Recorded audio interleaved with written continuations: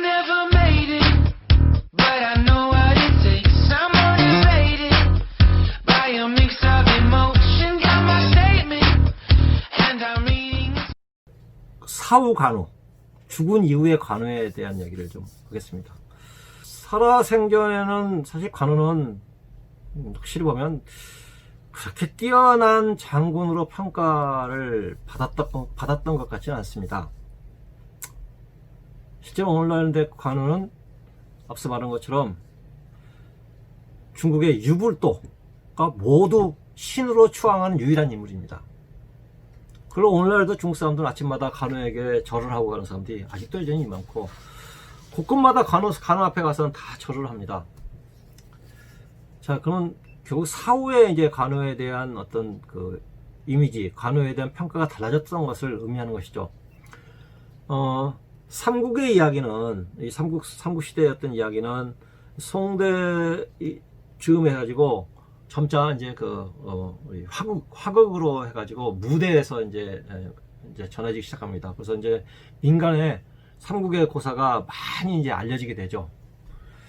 그런데 이제 삼국에 대한 이야기는 사실은 뭐 그런 화본 소설 뭐 이런 것도 있지만, 사실은 이제 나관중의 삼국지연의, 이 삼국지연의가 중국 역사상의 뭐 최고의 베스트셀러고, 어쩌면 뭐 성경 빼고는 그런 세계에서 가장 최고의 베스트셀러라고 이야기를 하는데, 그 삼국지연의가 나온 이후부터 전 중국에서 이제 관우와 유비에 대한 평가가 달라지는 것이죠.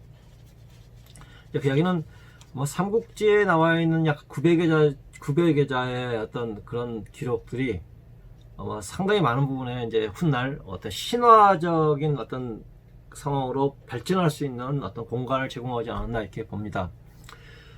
그런데 이제 우리가 이제 그 기록상으로 보는 이 관우의 어떤 부활, 사후의 부활에 대한 보면, 관우가 중국에서 최초로 부활한 것은 수나라 때입니다. 수나라는 때 이제 천태종이 굉장히 성행했었는데, 이 천태종의 그 창시자가 지의 스님입니다. 지의서 스님. 이 지의 선사가 옥천산에 있을 때, 거기서 옥천산에 이제 그 절을 만들게 되는데, 옥천 관묘기를 새로 만들다라는 그런 그 책에 이런 얘기가 있어요. 지의 선사가 옥천사에서 이렇게 수도를 하는데 갑자기 관우 귀신이 나왔대요.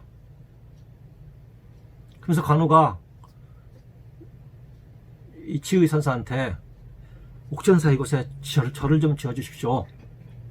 그래서 우리 아들, 자기와 함께 이제 참수당한 우리 아들하고 이곳에서 절을 지키도록 하겠다라고 제안을 해요. 그래서 졸지에 관우와 불교와의 인연이 만들어집니다. 이게 뭐 최초의 이제 관우의 어떤 최초의 공식적인 부활이라고 볼 수 있겠죠.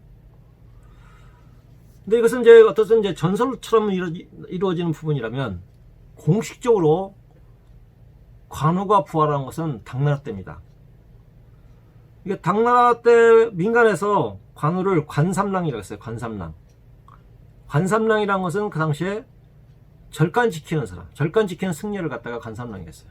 그러니까 옥천사를 지으면서 거기를 이제 가람을 보호하는 신이었다 해서 이제 가람을 보호하는 귀신이었다 해서 이제 관삼랑이라 했는데, 그래서 당나라에서 그냥 관삼랑 그랬죠.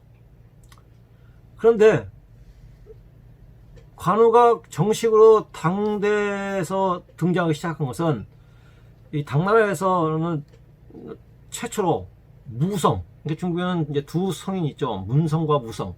문성은 이제 당연히 공자님이고, 무성은 이제 강태공이었습니다. 그래서 강태공의 사당을 지었는데, 당연히 뒤에 호위무사가 필요했죠. 그래서 호위무사를 했는데, 이때는 사실 처음에 이게 호위무사를 둔 게 731년인데 이때는 없었어요. 그로부터 50년 뒤에 강태공의 그 위상을 더 높이면서 64명의 호위무사를 갖다가 두게 됩니다. 이 64명의 명단 중에 장비도 들어가고 곽거병, 뭐 위청, 그리고 관우도 들어갑니다. 그래서 관우의 이름에 관우 앞에는 뭐라고 썼냐? 촉, 전 장군 한수정우. 그러니까 촉의 전 장군인데 이 사람의 공식적인 직함은 조조가 내린 한수정우라고 이렇게 했었어요. 이것이 쉽게 말하면 관우가 죽은 지 약 한 550년 만에 최초로 국가 차원에서 이제 등장하게 된, 부활하게 된 시점입니다.